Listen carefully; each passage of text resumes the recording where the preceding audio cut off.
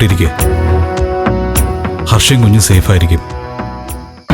ഇന്ദ്രൻ ഇതിനു മുമ്പ് ഇങ്ങനെ ഒരു അവസ്ഥ അനുഭവിച്ചിട്ടുള്ളത് കൊണ്ട് ഇന്ദ്രന്റെ മനസ്സിന് നല്ല ധൈര്യം ഉണ്ടാവും. പക്ഷേ എൻ്റെ അവസ്ഥ അതല്ല ഇന്ദ്ര. ഹർഷയും കുഞ്ഞും സേഫാണെന്ന് കേട്ടാൽ മാത്രമേ എനിക്ക് ആശ്വാസമാകൂ.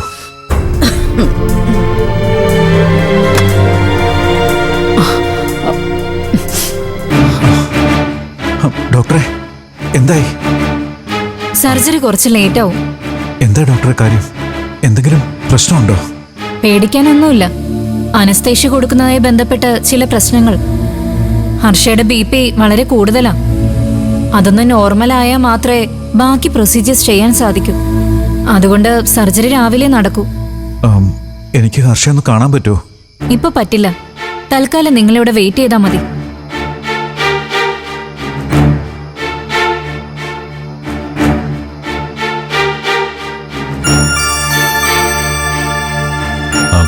രവി, പേടിക്കാനൊന്നും ഇല്ലെന്നല്ലേ പറഞ്ഞേ?